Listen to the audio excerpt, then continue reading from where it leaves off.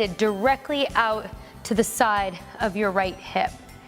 You're going to be down on your elbow, and as you swing that straight leg to the back and then up, you're going to press yourself up onto both hands. Lower, swing, lift. There is a little pulse in your glute at the very top of the move. Drop and lift. Again, you're working everything. This move has some tempo to it. Please don't forget the pulse at the end. And you can do up to 30 repetitions of this move too. You're going to pull your right knee up as high as you can towards your right shoulder. When you're ready, you're going to push up, and when you push up, you're going to lift your knee off of the ground and extend it up behind you as you position yourself over your left knee. So drop down, push, and lift. Notice that my hands are under my armpits as I lower myself down. You want to make sure that as soon as you start to push yourself up, the abs come in. And drop, lift, point the toe, and you can do up to 30 repetitions of this move as well. For those of you that don't know that, your heels are going to be together, your toes apart, knees pulling away from one another. You start here with your chest up nice and tall, shoulders down.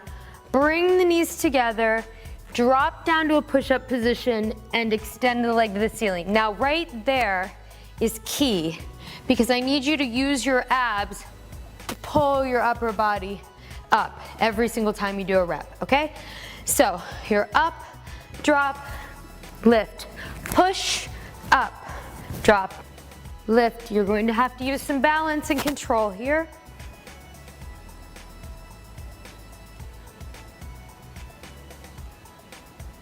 And up.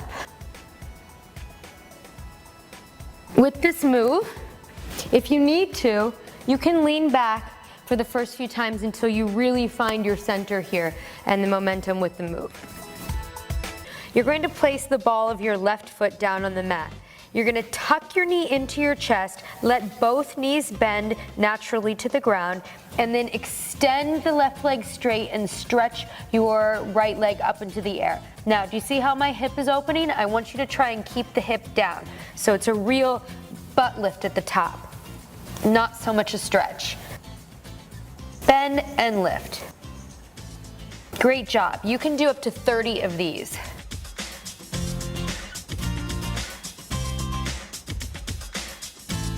But I want your feet to be slightly separated. What you're going to do is follow that same diagonal movement that you did from the beginning with your left leg, so we hit the same spot in your glute, but you're going to lift the opposite arm to the side. So lift and place. Try not to let everything fall down to the ground, okay? I want you to control it up, pause, control it back down. Here we go. 1, 2, shift your weight slightly over the right shoulder as you tighten everything and lift. 4, 5. For the next movement, you're going to keep your knees together, bent onto the mat, and you're going to come down and put your weight over your left shoulder and hand, keeping it aligned. You're going to dip your hips down to the ground, come up and extend the leg out to the side.